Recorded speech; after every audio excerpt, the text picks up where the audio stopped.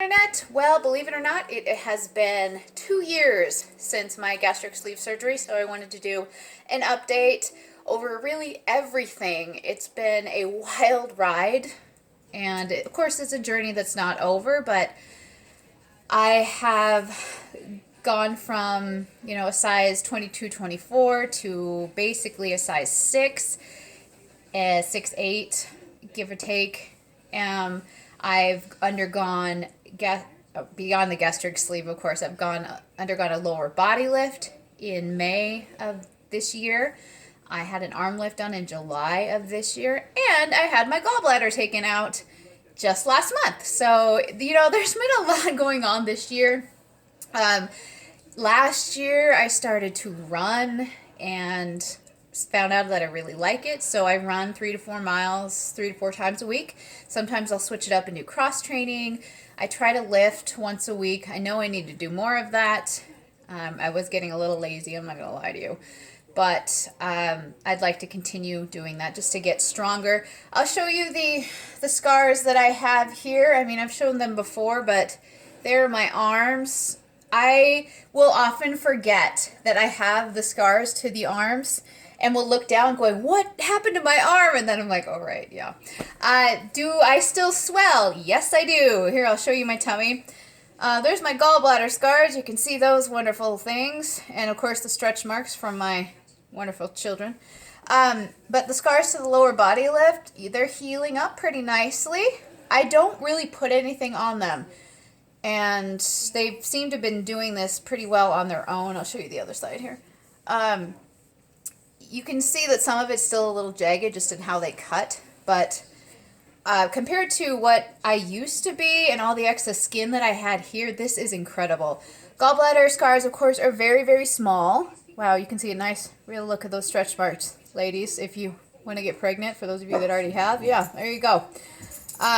And then there's one in my belly button, but honestly, I can't see where it's at. So I kind of have looked going, I know he cut in there, but I don't see it. So anyway, those are healing up really, really nicely. I bounced back super quickly from the gallbladder and feel so much better now that it's gone. So that, of course, happens when you lose weight pretty rapidly, which I did, and got gallstones and basically suffered for about 4 months until they finally took things out. And of course, I had to undergo some other stuff, an endoscopy and a manometry, just to check on my esophagus and make sure I didn't have ulcers, make sure the esophagus was working. Basically found out that my esophagus works 3/4 of the time.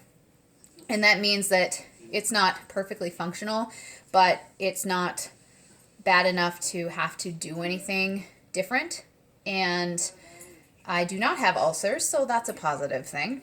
So everything else looks really, really good. I never want to go through the manometry thing again, ever, because they stick a tube down your nose and then you're not able to swallow for periods of 30 seconds at a time, and I hated it. So I wouldn't wish that upon my enemies, unless they were really bad enemies, then maybe. But anyway. But I went all through that, got the gallbladder out finally, not in pain anymore. I can kind of just continue and go about my life. I fluctuate in water all the time. Really could be upwards of 8, maybe even 10 pounds sometimes. And that sounds like a lot, but it's really not for me, as my lymph nodes, my whole lymphatic system is starting to get back to normal. I still swell, and I kind of deal with the aftermath there. I still go numb. Like this area right here is numb still, and it still swells, just like down here. My area around my hips gets numb frequently, especially after I run, which I did today. My hip area kind of here swells up. And that's one of the major problems too, is that my legs swell up after I run and when I retain water. So I'm trying to kind of counter that by drinking more water. Now that sounds counterintuitive, but it's not.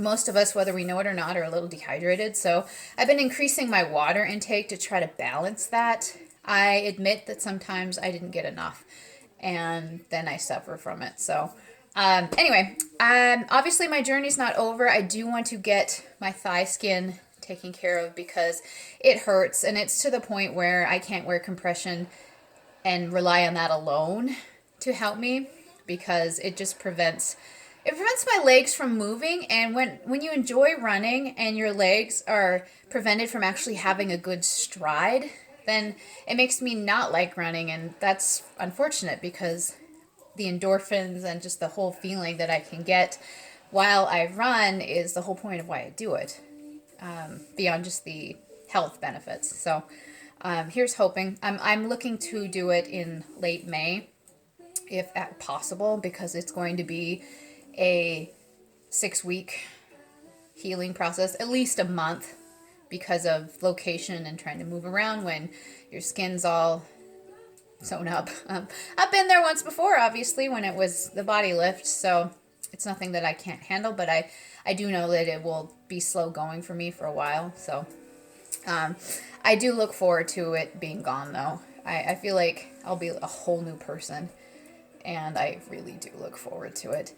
Someday I might kind of deal with some of the skin that I have here, but that's nothing that I wanted to do in the near future.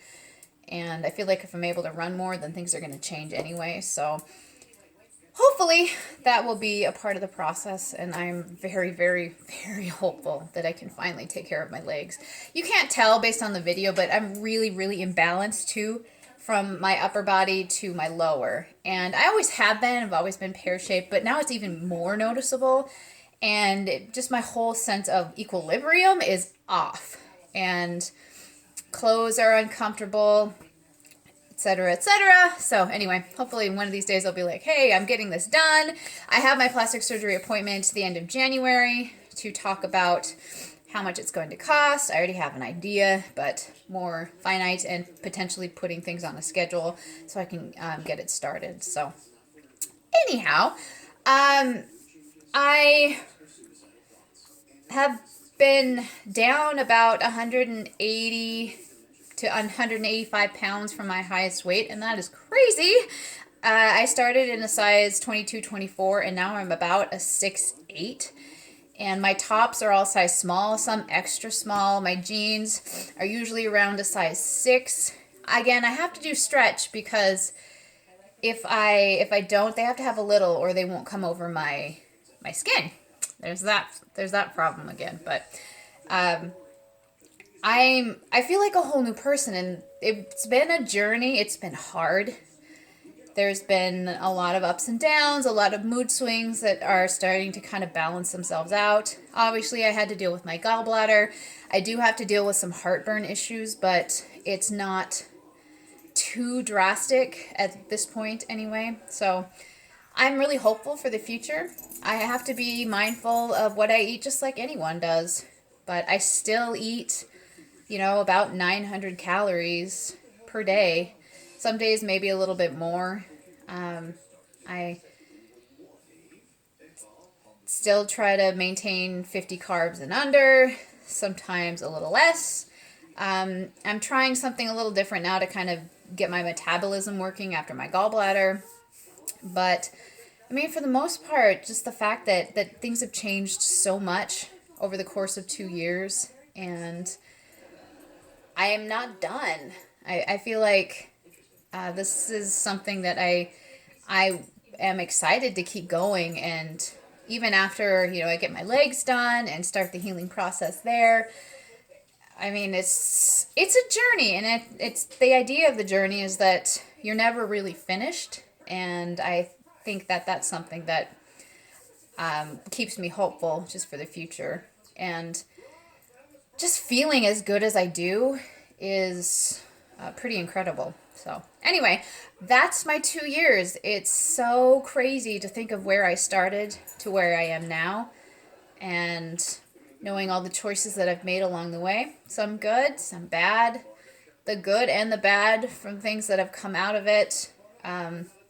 Dealing with hair loss, dealing with the heartburn issue, the gallbladder, the hormones, all of that. They're still working themselves out, but I'm here and I'm happy, and I look forward to even more changes as I recreate who I am and really kind of become the person that I always thought that I could be and never dreamed it was possible. So that's kind of sentimental, but it's been 2 years and I am kind of flabbergasted by what's happened thus far. So anyway, thanks for keeping in touch with me for the past 2 years, and I will update you more when I hear more about the plastic surgery.